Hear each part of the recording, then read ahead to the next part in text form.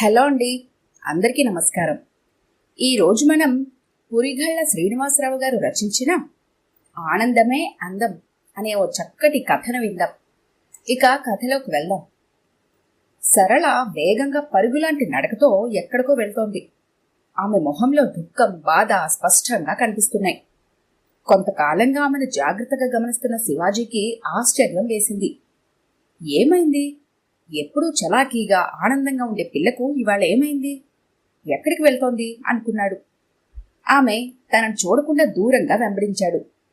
అయినా పరిసరాలను పట్టించుకునేలా లేదు ఆమె. సరాసరి కోదండరాముడి ఆలయానికి వెళ్ళింది. సమయం ఉదయం 10:30 అవుతోంది. గుడి పల్చగా ఉంది. 2-3 ఉన్నారంతే. ఆమె అవేమీ చూడకుండా సరాసరి రాముల వారి విగ్రహం ముందు నిలబడింది. తన దైవం శ్రీరాముడిని చూసిన వెంటనే ఏడుపొచ్చింది. ఆమె స్వామికి ఏదో చెప్పుకుంటున్నట్లు స్పష్టంగా తెలుస్తూనే ఉంది. స్వామికి తన బాధ చెప్పుకున్నాక కళ్ళు మూసుకొని తనకొచ్చిన స్తోత్రాలు చదువుకుంటోంది. ఆమెని తదేకంగా గమనిస్తున్నాడు శివాజీ. సరళ అంత అందగత్తేమీ కాదు. 5 అడుగులు మించని పొడవు, సమంగా ఉన్న శరీరం, చామన ఛాయి రంగుతో చాలా మామూలు చీర కట్టుకొని జడ వదులుగా వేసుకుని నిలబడ్డ సరళను చూసి శివాజీ పెద్ద అందగత్తె కాకపోయినా సాంప్రదాయంగా కలగానే ఉంది అనుకున్నాడు. 1-2 సార్లు మాత్రం స్వామిని చూసి ఆమెనే గమనిస్తూ కాస్త దూరంగా నిలబడ్డాడు. కాసేపటికి తీర్థం, శటకోపం తీసుకుని మండపంలో కూర్చుంది సరళ.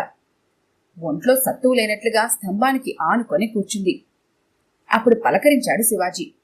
ఏం సరళ, నీ దేవుడితో ఏం మాట్లాడుతున్నావు అంటూ వాతావరణంలోని గంభీరతను తగ్గించడానికి ప్రయత్నించాడు. ఒక్క క్షణం ఉలిక్కిపడి అంతలోనే సర్దుకొని, రా బావా, ఎంతసేపు అయిందొచ్చి అని జరిగి చోటిచ్చింది.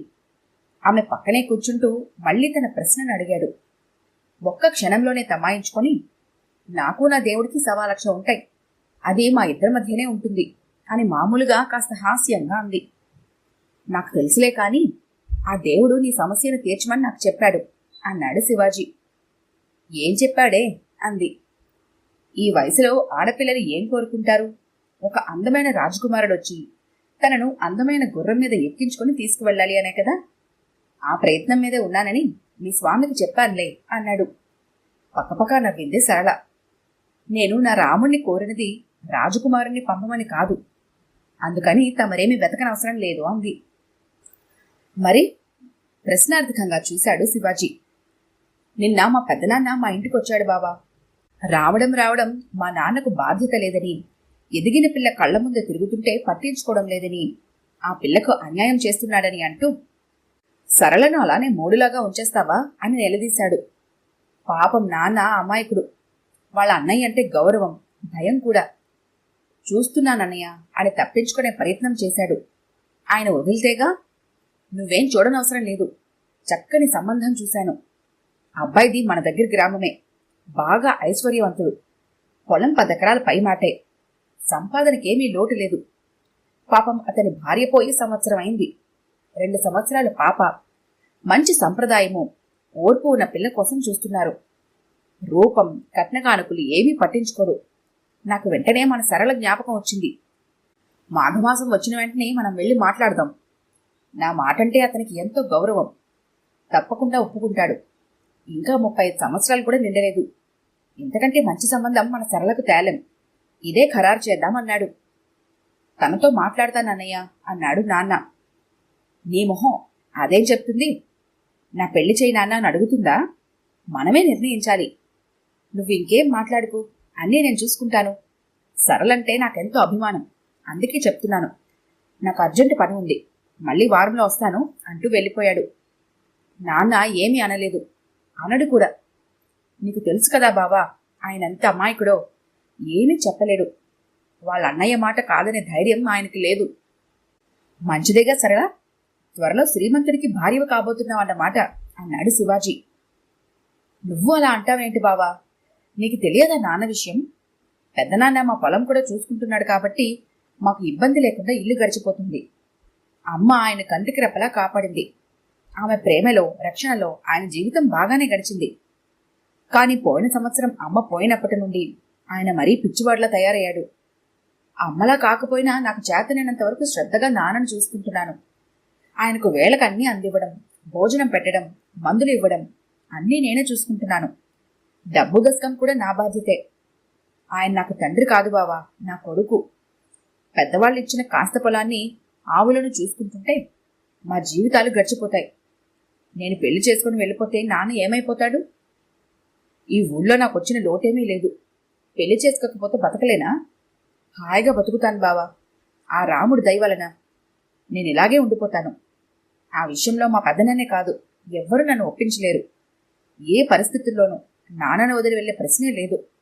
అదే రాముడిని ప్రార్థించాను. మా నాన్న నుండి నన్ను దూరం చెయ్యొద్దని, నాకు దృఢంగా నిలబడే స్థైర్యం ప్రసాదించమని. అంతేకాని నువ్వు చెప్పినట్లు రాజు కోసము కాదు, రాకుమారుడి కోసము కాదు. ఆమె స్వార్థరాహిత్యం, తండ్రి మీద ఉన్న ప్రేమ, బాధ్యతల పట్ల ఉన్న శ్రద్ధ అన్నీ తెలిసినవే అయినా ఆ క్షణంలో ఆమె మీద గౌరవం ఎంతో పెరిగిపోయింది శివాజీకి. నిన్ను మనసారా అభినందిస్తున్నాను సరళ. ఆడపిల్లలందరూ నీలానే ఉంటే ఈ సమాజం స్వర్గం అవుతుంది. నువ్వు అనుకున్నది తప్పకుండా సాధిస్తావు. మనిద్దరం పవిత్రమైన దేవాలయంలో కూర్చున్నాం. ఇంతకంటే మంచి చోటు ఉండదు. నిన్ను మనస్ఫూర్తిగా అడుగుతున్నాను, నన్ను చేసుకుంటావా సరళ అన్నాడు. అదిరిపడింది సరళ. బావా, హాస్యానికి కూడా అటువంటి మాటలు అనొద్దు. నువ్వెక్కడా, నేనెక్కడా? అందము, చదువు, మంచితనము, ఐశ్వర్యము అన్నీ ఉన్న నీలాంటి వాడికి చక్కని అందమైన చదువుకున్న అమ్మాయి లభిస్తుంది. నాలాంటి అమ్మాయి కాదు. నువ్వే కాదు బావా, మీ కుటుంబంలో అందరూ చాలా బాగుంటారు. ముఖ్యంగా మీ వదిన ఎంత బాగుంటుంది. ఆమెకు తోడుకొడలుగా తగ్గ అమ్మాయిని తీసుకురా. సానుభూతితో నన్ను చేసుకుంటానని అన్నా రేపైనా నువ్వు బాధపడతావు. నాకు అటువంటి అత్యాశ కలలో కూడా లేదు బావా, నేనొస్తాను అని లేవబోయింది. చనువుగా చెయ్యి పట్టుకుని ఆపాడు శివాజీ.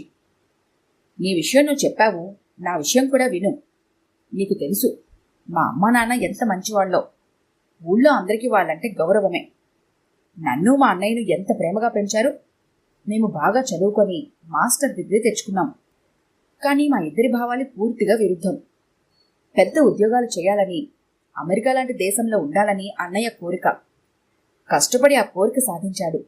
మన ఊరన్నా, మా పొలమన్నా, వ్యవసాయమన్నా నాకు చాలా ఇష్టం. జీవితాంతం ఇక్కడే ఉండిపోవాలని, మా పొలాన్నే కాకుండా ఈ గ్రామాన్ని కూడా బాగా అభివృద్ధి చేయాలని నా ఆశయం. అందుకనే ఎంఎస్సీ అగ్రికల్చర్ చేశాను. అదైన వెంటనే నాన్నకు అసిస్టెంట్గా చేరిపోయాను. ఆయన అనుభవంతో, శ్రద్ధతో అందుకున్న వ్యవసాయ జ్ఞానాన్ని ఆకలింపు చేసుకున్నాను. 2 సంవత్సరాల నుండి నాన్న ఎక్కువగా పొలం రావడం లేదు. నేనే చూసుకుంటున్నాను. కొన్ని మార్పులు చేసి ఆదాయం పెంచగలిగాను. ఎంతో ఆనందంగా, తృప్తిగా ఉంటున్నాను. నేను, కొద్దిమంది నా స్నేహితులు ఈ గ్రామాన్ని అభివృద్ధి చేసే పని మొదలుపెట్టాం. వీటన్నింటి వల్ల నాకు తీరిక తక్కువే. అన్నయ్య తన క్లాస్మేట్నే ఇష్టపడి పెళ్లి చేసుకున్నాడు. మా వదినది అపురూపమైన సౌందర్యం. బాగా ఉన్నవాళ్లు. కోడలను చూసి మురిసిపోయారు అమ్మా నాన్న. పెళ్లి తర్వాత సత్యనారాయణ స్వామి వ్రతం కోసం ఈ ఊరు వచ్చింది మా వదిన. మర్నాడే హనీమూన్ అని వెళ్ళిపోయారు. మళ్ళీ ఆమె మన ఊరు రానేలేదు. అన్నయ్య ఒక్కడే వచ్చి అమ్మా నాన్నల ఆశీస్సులు తీసుకుని వెళ్ళిపోయాడు. పెళ్ళైన 2 సంవత్సరాల తర్వాత అన్నయ్య ఇండియా వచ్చాడు. కొడుకు కోడల కోసం ఆత్రంగా ఎదురు చూస్తూ ఎన్నో పిండి వంటలు చేసింది అమ్మ. కాని ఒక్కరోజే ఉంది మా వదిన. ఎవ్వరితోనూ ఏమీ మాట్లాడలేదు. ముభావంగా ముళ్ల మీద ఉన్నట్లు ఉంది. ఈ ఊళ్ళో నేను ఉండలేను, మా నాన్నగారి దగ్గరికి వెళ్ళిపోతానని మరుసటి రోజే వెళ్ళిపోయింది.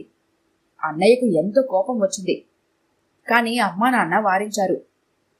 నిజమే కదా బాబు, ఆ అమ్మాయి పాపం ఎప్పుడూ పల్లెటూరులో ఉండలేదు.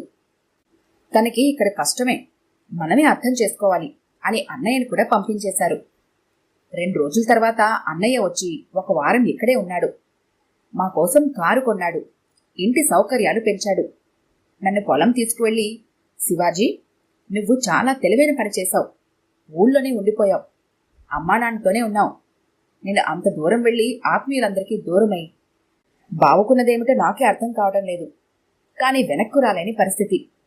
అనుభవంతో చెప్తున్నాను. నువ్వన్నా అమ్మా నాన్నలకు ఒక మంచి కోడల్ని తీసుకురా. మన ఇంటికి చక్కని ఇల్లాల్ని తీసుకురా.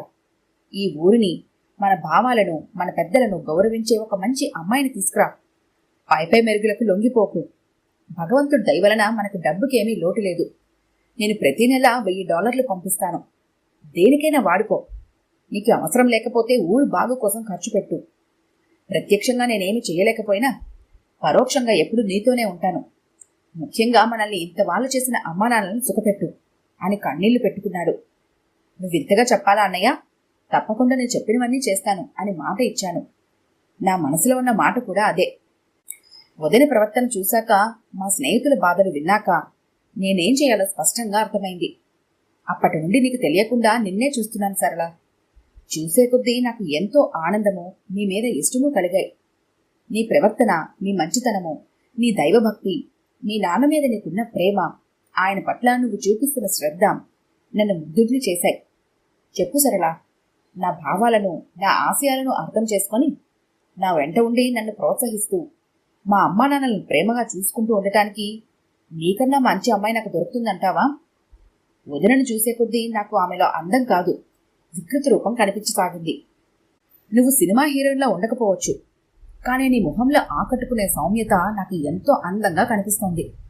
ఈరోజు అనుకోకుండా ఇలా దైవ సన్నిధిలో కలిసి మనసిప్పి మాట్లాడుకునే అవకాశం వచ్చింది. ఇది ఆ భగవంతుడి సంకల్పమే. ఏదో సినిమా పాటలో అందమే ఆనందం అని పాడారు. అందం ఆనందం కాదు సరళ, ఆనందమే అందం. తన ప్రేమతో కుటుంబానికి ఆనందం పంచే అమ్మాయే నిజమైన అందగత్తే. ఏమంటావు సరళ? మీ నాన్న కూడా మనతోనే ఉంటారు, నన్ను పెళ్లి చేసుకుంటావా అని ప్రేమగా అడిగాడు. అతని కేసి ఎంతో ఆనందంగా చూసింది సరళ. లేచి వెళ్లి రాముడికి నమస్కారం చేసింది. తరువాత శివాజీ పాదాలను తాకి కళ్ళకద్దుకుంది. ఎంత వేగంగా గుడికి వచ్చిందో అంతే వేగంగా వెళ్ళిపోయింది. ఈసారి ఆనందంతో, కృతజ్ఞతతో, సంతోషంగా ఆమెను చూస్తూ గుడిగంట మోగించాడు శివాజీ.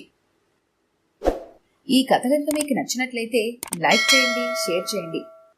మరిన్ని ఇంట్రెస్టింగ్ కథల కోసం మా ఛానల్ని తప్పకుండా సబ్స్క్రైబ్ చేసుకోండి.